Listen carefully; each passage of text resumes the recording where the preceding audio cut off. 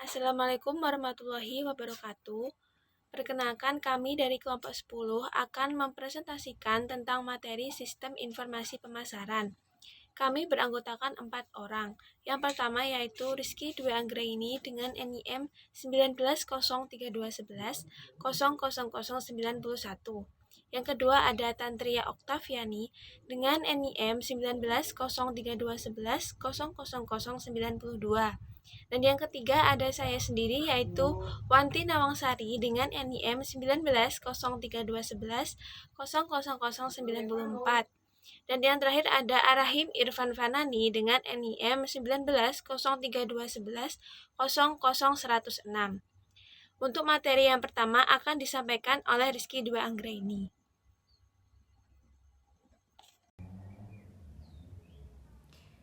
Pengertian Sistem Informasi Pemasaran. Sistem informasi pemasaran merupakan kegiatan perseorangan atau organisasi atau perusahaan yang memudahkan dan mempercepat hubungan pertukaran yang memuaskan dalam lingkungan yang dinamis melalui penciptaan, pendistribusian promosi, dan penentuan harga barang dan jasa dan juga gagasan. SIP selalu digunakan oleh manajemen bagian pemasaran di suatu perusahaan untuk memasarkan produk-produk perusahaan tersebut. Kemudian untuk fungsi sistem informasi pemasaran yaitu yang pertama menilai kebutuhan informasi manajer. Sedangkan untuk yang kedua yaitu mengembangkan kebutuhan informasi dan mendistribusikan informasi tersebut tepat waktu kepada manajer pemasaran. Yang ketiga yaitu menyediakan informasi yang diperlukan dikembangkan melalui catatan internal perusahaan. Saya, Tantria Oktaviana, NIM 1903211000092.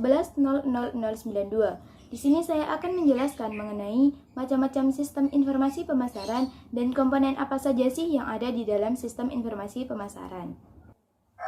Dalam macam-macam sistem informasi pemasaran dibagi menjadi 3, yaitu yang pertama, sistem pemasaran vertikal.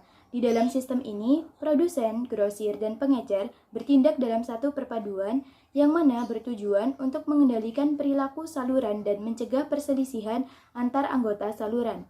Kemudian, yang kedua, yaitu sistem pemasaran dengan saluran horizontal. Dalam sistem ini, terdapat kerjasama antara dua perusahaan atau lebih yang bergabung untuk meraih peluang pemasaran baru. Perusahaan dapat menciptakan joint venture atau usaha patungan dalam meraih keuntungan yang lebih besar atau lebih banyak daripada dilakukan sendiri, sehingga dapat mempercepat ekspansi perusahaan. Kemudian yang ketiga, yaitu sistem pemasaran dengan saluran ganda atau multi saluran. Dalam sistem ini, sebuah perusahaan menetapkan 2 atau lebih pemasaran untuk dapat menjangkau 1 atau lebih segmen pelanggan. Sehingga tidak jarang perusahaan menggunakan sistem ini di dalam menetapkan sistem pemasarannya. Selanjutnya, yaitu komponen-komponen apa saja sih yang ada dalam sistem informasi pemasaran? Yang pertama, ada komponen input pemasaran. Dalam komponen sistem informasi pemasaran ini, mengumpulkan data yang menjelaskan transaksi pemasaran perusahaan. Subsistem intelijen pemasaran mengumpulkan informasi dari lingkungan perusahaan yang berhubungan dengan operasi pemasaran. Subsistem peneliti pemasaran melakukan penelitian khusus mengenai operasi pemasaran. Yang kedua, komponen model pemasaran. Model ini digunakan untuk menghasilkan informasi yang relevan sesuai dengan kebutuhan pemakai. Model sistem informasi pemasaran banyak digunakan untuk menghasilkan laporan keperluan anggaran operasi, strategi penentuan harga produk, evaluasi produk baru, pemilihan lokasi fasilitas, evaluasi penghapusan produk lama, penunjukan salesman, penentuan rute pengiriman paling optimal, pemilihan media iklan paling efektif, dan persetujuan kredit. Yang ketiga, komponen basis data pemasaran. Data yang digunakan dalam subsistem output ini berasal dari database. Yang keempat, komponen output pemasaran.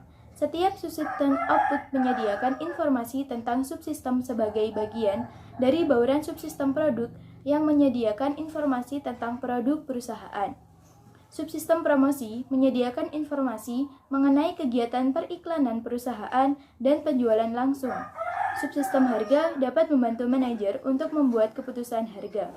Baik, pada kesempatan kali ini saya akan menjelaskan tentang prinsip-prinsip pemasaran. Prinsip-prinsip pemasaran di sini terdiri dari 4 unsur. Yang pertama yaitu produk. Produk merupakan suatu hal atau benda yang dibeli oleh pelanggan atau konsumen untuk memenuhi kebutuhan dan keinginan mereka. Produk dapat berupa barang atau jasa. Yang kedua yaitu promosi. Promosi adalah cara perusahaan dalam memasarkan produk mereka. Dan yang ketiga yaitu tempat. Tempat di sini berhubungan dengan cara pendistribusian produk secara fisik kepada pelanggan. Dan yang terakhir adalah harga.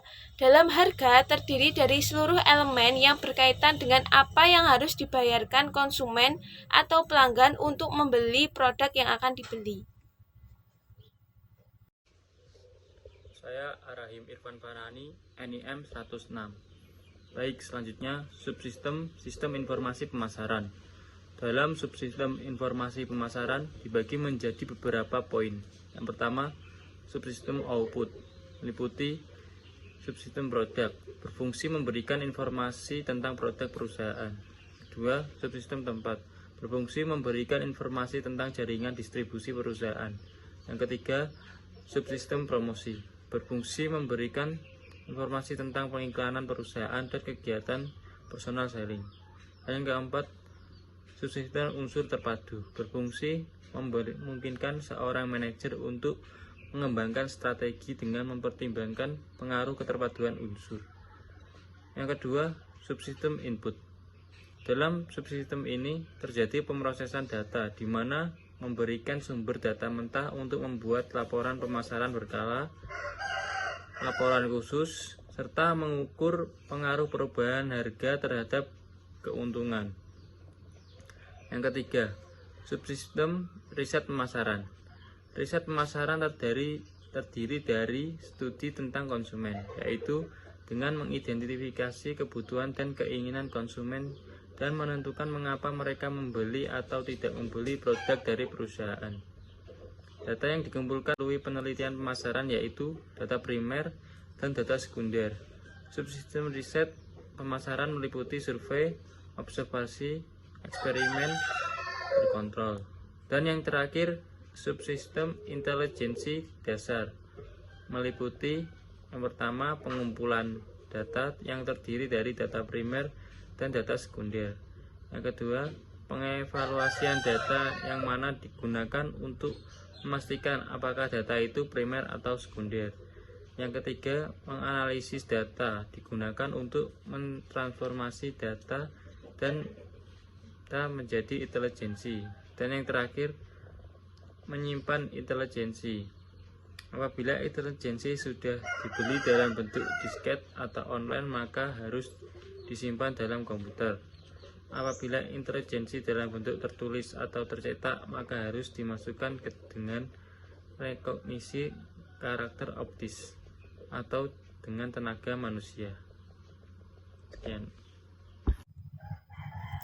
Itulah materi yang dapat kami sampaikan. Semoga bermanfaat buat teman-teman semua dan kami mohon maaf apabila terjadi kesalahan dalam penyampaian materi. Terima kasih. Assalamualaikum warahmatullahi wabarakatuh.